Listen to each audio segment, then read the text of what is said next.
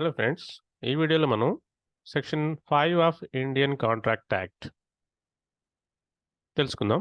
Section 5 revocation of proposals and acceptances. అంటే revocation of proposals and acceptances. ప్రపోజల్స్ని యాక్సెప్టెన్స్ని ఎలా రివోక్ చేయాలి? Revoke means cancel. So section 5 ఏం చెప్తుందంటే a proposal may be revoke. ఇక్కడ చూడండి, మే బీ రివోక్. ఈ మే అనే దానికి ఇంగ్లీష్లో సపరేట్ మీనింగ్ ఉంది. మే, షల్, కంక్లూజివ్ అని ఎవిడెన్స్ యాక్ట్లో ఈ మూడు పదాలకి వేరే వేరే అర్థాలు ఉన్నాయి. మే అంటే మే ఆర్ మే నాట్, చేయొచ్చు చేయకపోవచ్చు. It's the description of the person అనమాట. సో అలా ఈ పదానికి ఒక మీనింగ్ ఉంది. A proposal may be revoke. Next చూడండి, at any time. At any time, ఎప్పుడైనా. అంటే ఎప్పుడైనా అంటే మళ్ళీ దీనికి కండిషన్ ఇచ్చారు. Before the communication of its acceptance. Before the communication of its acceptance is complete as against the proposal. Proposal revoke ఎప్పుడు చేయాలి అని అంటే ఎప్పుడైనా అంట. ఎప్పుడైనా అంటే అది అన్లిమిటెడ్ టైం కాదు. కండిషన్ కింద ఏం చెప్పారు? Before the communication of its acceptance. Propose చేశాము, అవతల వాళ్ళు యాక్సెప్ట్ చేస్తున్నారు. ఆ యాక్సెప్ట్ యొక్క కమ్యూనికేషన్ మీకు చేరేలోపుగా. మీకంటే ఎవరికి? ప్రపోజర్కి. సో ఒక ప్రపోజ్ చేసామండి, దాన్ని రివోక్ చేయాలనుకుంటున్నాం. ఎప్పటిలోపు చేయొచ్చంట? అవతల వాళ్ళు మీకు యాక్సెప్ట్ చెప్పి అది మీకు చేరేలోపుగా. ఉదాహరణకి ఏ తన ప్రాపర్టీని అమ్మాలనుకున్నాడు, దాన్ని ప్రపోజల్గా పెట్టాడు. బి దానికి యాక్సెప్ట్ చేసి అది ఏకి ఇన్ఫర్మేషన్ రూపంలో చేరేలోపుగా బి రివోక్ చేసుకోవచ్చు. ఆ తర్వాత నెక్స్ట్ పాయింట్ చూడండి, బట్ నాట్ ఆఫ్టర్ వర్డ్స్. అంతే తప్ప వాళ్ళు యాక్సెప్ట్ చేసి అది మీకు చేరి లేదులేండి ఇప్పుడు నేను రివోక్ చేసుకుంటున్నాను అంటే కుదరదంట. So this is the basic meaning. తర్వాత చూడండి, an acceptance.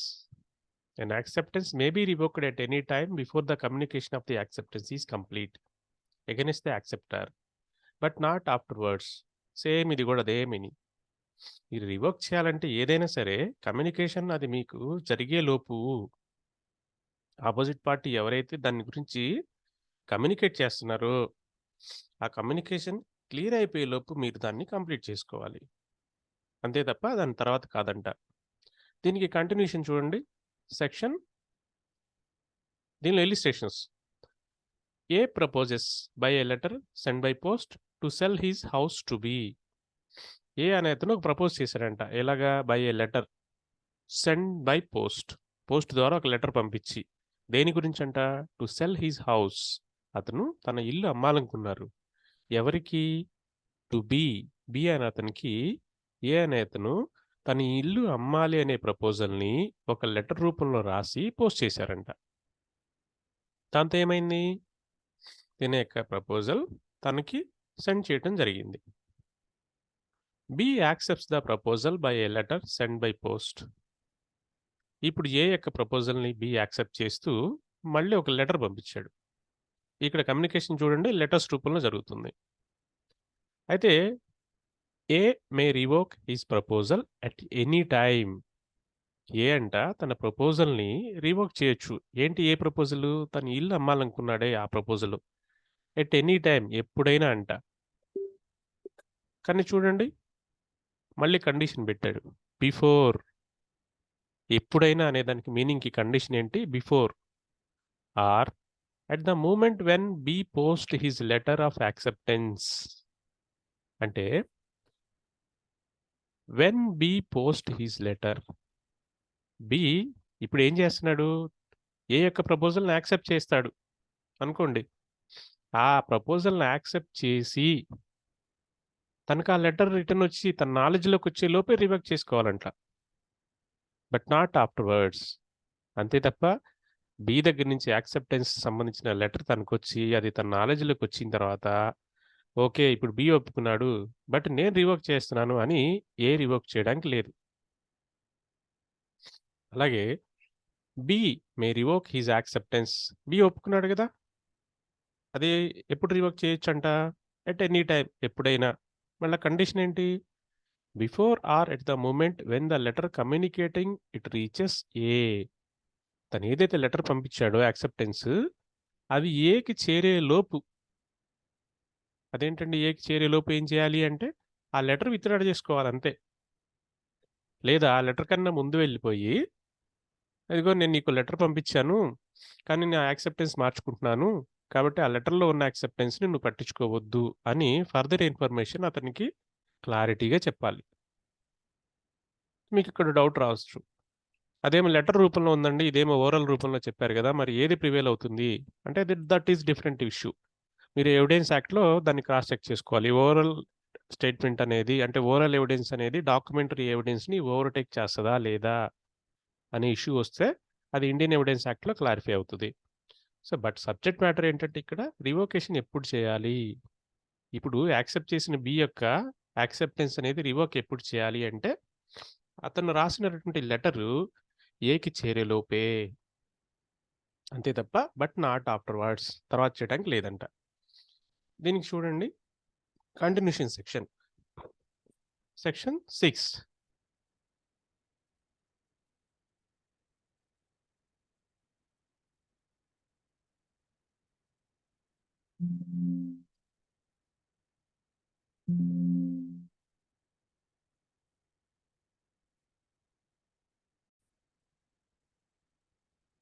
So section 6 revocation how made, అంటే రివోకేషన్ ఎలా జరగాలి అంటే కొంచెం క్లారిటీ ఇచ్చాడు ఇందులో. ఏ ప్రపోజల్ ఈజ్ రివోక్డ్, ఒక ప్రపోజల్ రివోకేషన్ అంట. ఫ్రెండ్స్ మీరు గమనిస్తే సెక్షన్ 3 నుంచి మీకు ఏముంటుంది ఇన్ఫర్మేషన్ ఈ కాంట్రాక్ట్ యాక్ట్లో అంటే కమ్యూనికేషన్ ఎలా ఉండాలి, యాక్సెప్టెన్స్ ఎలా ఉండాలి, రివోకేషన్ ఎలా ఉండాలి అన్నారు. సో ప్రీవియస్ సెక్షన్ అయినటువంటి సెక్షన్ 5లో revocation of proposals and acceptance, section 6లో రివోకేషన్ హౌ మేడ్ అంటే ఎలా. ఆల్రెడీ సెక్షన్ 5లో చెప్పిన దానికి కొంచెం ఎలాబరేటెడ్ అండ్ క్లారిటీగా సెక్షన్ 6 చెప్తుంది. ఎలా చేసుకోవాలి రివోకేషన్ అంటే ఏ ప్రపోజల్ ఈజ్ రివోక్డ్, ఒక ప్రపోజల్ రివోక్ చేసుకోవచ్చు అంట. ఎలాగా, point number 1 by the communication of notice, అంటే ఒక నోటీస్ని కమ్యూనికేట్ చేయడం దేని గురించి, ఆఫ్ రివోకేషన్, రివోకేషన్ గురించి ఒక నోటీస్ ఇవ్వాలి. ఒక ప్రపోజల్ని మీరు చేసినప్పుడు దాన్ని రివోక్ చేసుకోవాలంటే కమ్యూనికేషన్ ఆఫ్ నోటీస్ ద్వారా చెప్పొచ్చు. ఎవరది, బై ద ప్రపోజర్. ఈ ప్రపోజల్ పెట్టారు కదా, ప్రపోజల్ చేసిన వాళ్ళని ప్రపోజర్ అంటాం కదా. సో ఈ ప్రపోజల్ ఎవరైతే ఉన్నారో ప్రపోజల్ చేసిన వ్యక్తి, తను ఒక నోటీస్ని కమ్యూనికేట్ చేయడం ద్వారా తను రివోక్ చేసుకోవచ్చు. ఎవరికి, టు ది అదర్ పార్టీ, అవతల వాళ్ళకి ఏదైతే ప్రపోజ్ చేశారో దాన్ని రివోక్ చేసుకోవాలంటే by way of communication of notice. మళ్ళీ ఇక్కడ నోటీస్ అంటే రకరకాల మీనింగ్స్ ఉన్నాయి. నోటీస్ అంటే రిటర్న్ ఫామ్లోనే ఉండాలా, నోటీస్ అంటే ఓరల్గా చెప్పొచ్చా, ఏదైనా సరే ఇక్కడ నోటీస్ అనేది ఆ పదాన్ని మనం అర్థం చేసుకోవాల్సింది ఏంటంటే not only return form, notice in the sense the knowledge to the opposite party is an information in the manner of notice. Notice దీని గురించి కొంచెం మనం ఎలాబరేటెడ్గా తర్వాత మాట్లాడుకుందాం. బట్ ఇక్కడ వరకు మీనింగ్ ఆఫ్ నోటీస్ అంటే మీరు ఎలా అర్థం చేసుకోవాలంటే oral notice and documentary notice రెండు కలుస్తుంది దీంట్లో. ఖచ్చితంగా మీరు దాన్ని వాళ్ళ నోటీస్కి చేర్చాల్సిందే, by oral or by documentary. Next అయితే ప్రూఫ్కి వాడాలి కదండి, అప్పుడు నోటీస్ అంటే ఎలా తీసుకోవాలి. సో మనకి ఎవిడెన్స్ యాక్ట్లో నోటీస్ని ఖచ్చితంగా డాక్యుమెంట్ రూపంలోనే చెప్తున్నాం కాబట్టి ఓరల్ అనేది ఎవిడెన్స్ యాక్ట్ మళ్ళీ చెప్తాము. అందులో సింపుల్గా ఈ సబ్జెక్ట్కి ఈ అవసరం వచ్చింది కాబట్టి ఇక్కడ ఓరల్ ఎవిడెన్స్ డాక్యుమెంటరీ ఎవిడెన్స్లో ఏది ప్రివేల్ అవుతుంది అంటే documentary is prevail over the oral. ఒక స్టేట్మెంట్ గురించి ఓరల్గా చెప్పారు, అదే స్టేట్మెంట్ని రికార్డ్ అంటే డాక్యుమెంట్ రూపంలో ప్రజెంట్ చేశారు. ఈ రెండిట్లో దేనికి వాల్యూ ఉంటుంది అంటే డాక్యుమెంట్కే ఉంటుంది అని ఎవరు చెప్పారు, ఎవిడెన్స్ యాక్ట్ చెప్తుంది. సో అలాగా ఇక్కడ నోటీస్ అంటే మనకి ఎవిడెన్స్ రూపంలో కావాలి అని అంటే ఖచ్చితంగా దాన్ని డాక్యుమెంట్ రూపంలోనే ఉంచాలి. కాబట్టి ఇక్కడ మీకు ఓవరాల్ మీనింగ్ ఆఫ్ నోటీస్ అంటే మీరు డీమ్ టు కన్సిడర్ అంటే ఏమని అనుకోవాలంటే notice in the form of return, right. Second point, by the lapse of time prescribed in such proposal for its acceptance, or if no time is so prescribed, by the lapse of a reasonable time without communication of the acceptance. ఇక్కడ చూడండి, time గురించి చెప్పాడు. Lapse of the time prescribed. ఇదేంటి time prescribe అంటే ఏంటి? ఉదాహరణకి ఒక proposal పెట్టినప్పుడు అందులో ఏదైనా టైం మెన్షన్ చేశారనుకోండి, అంటే రేపు సాయంత్రంలోగా కొనుక్కోవచ్చు. ఇప్పుడు నేను ఒక ప్రాపర్టీని అమ్మకానికి పెట్టాను, రేపటిలోగా ఎవరికైనా ఇంట్రెస్ట్ ఉంటే వాళ్ళు కొనుక్కోవచ్చు అన్నారు. సో ఇక్కడ టైం ఏంటి? రేపటిలోగా. అలా ఒకవేళ టైం ల్యాప్స్ అయిపోయింది అనుకోండి, ఆటోమేటిక్ రివోక్ అయినట్లే. Okay,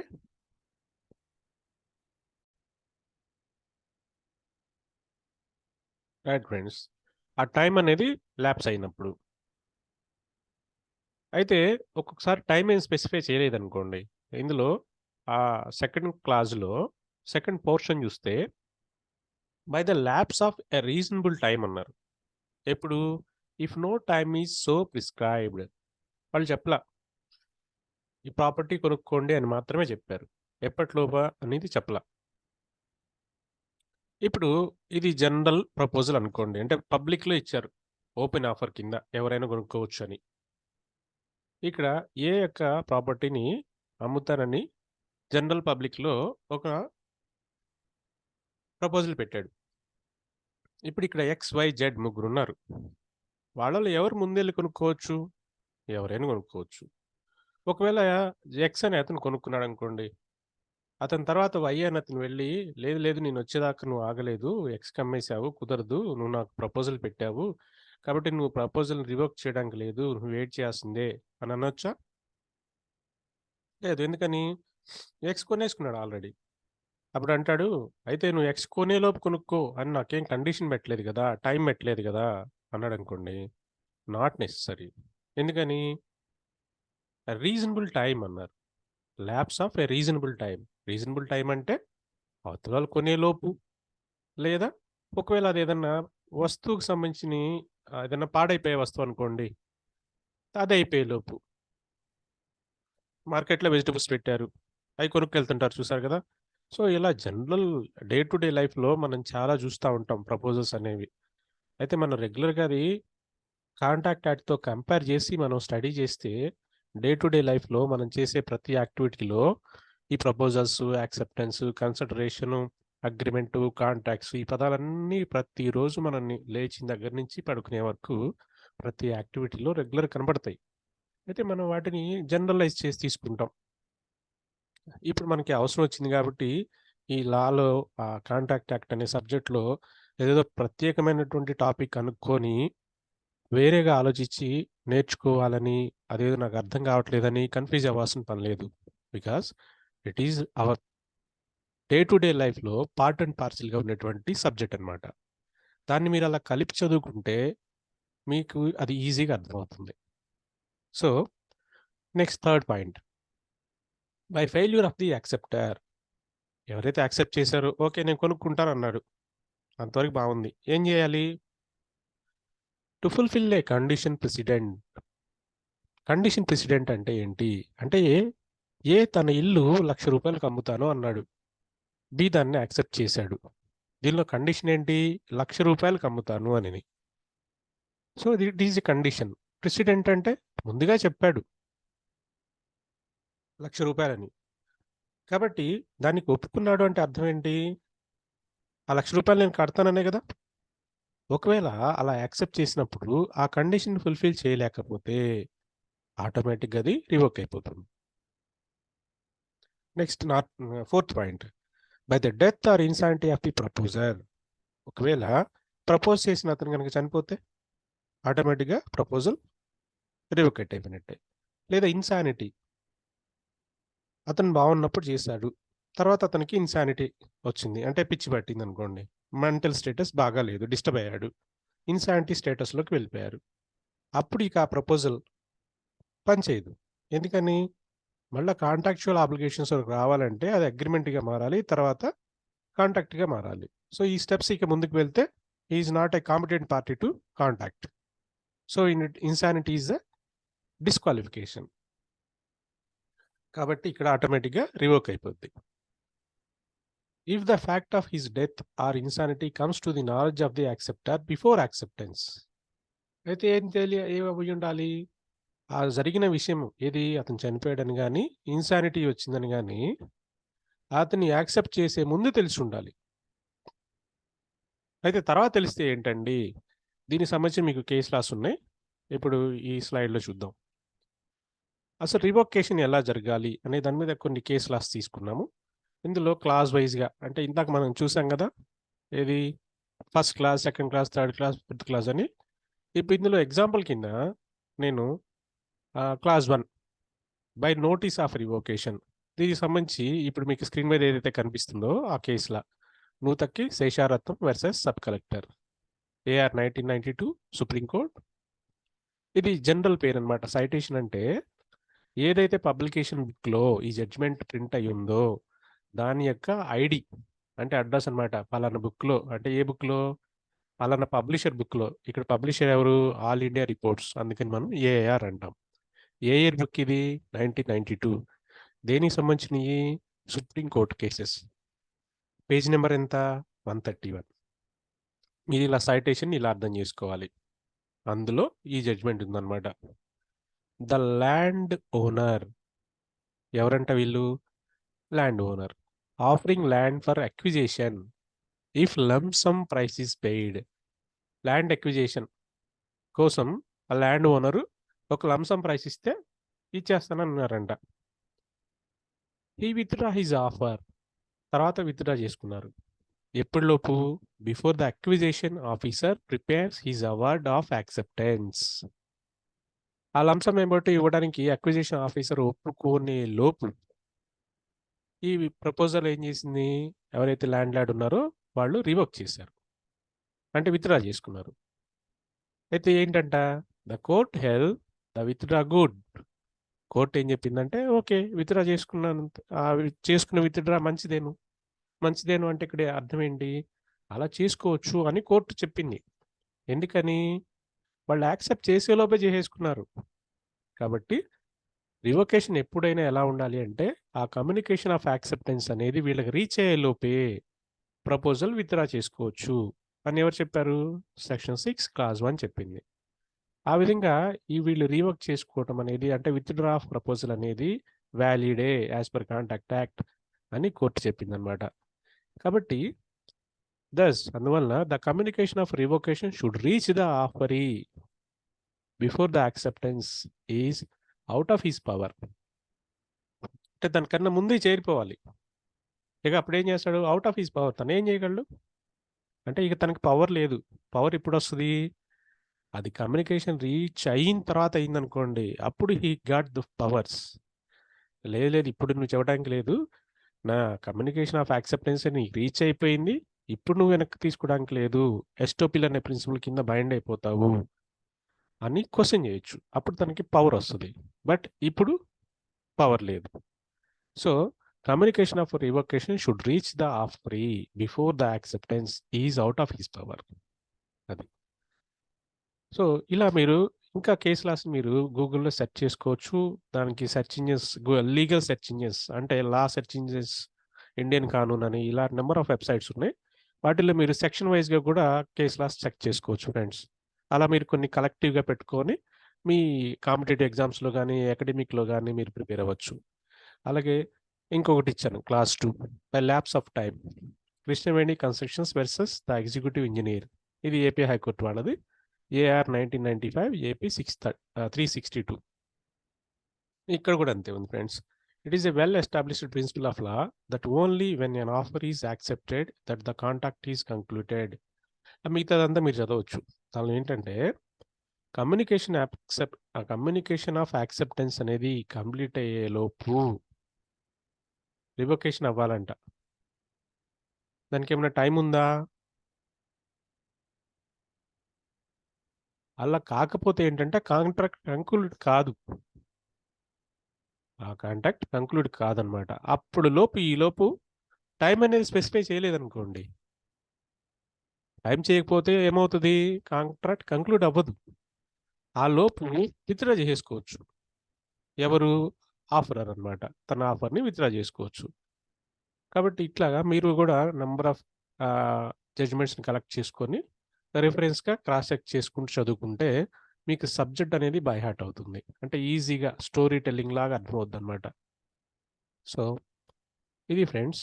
next section 7 acceptance must be absolute. ఇది మీరు నెక్స్ట్ వీడియోలో చూద్దాము.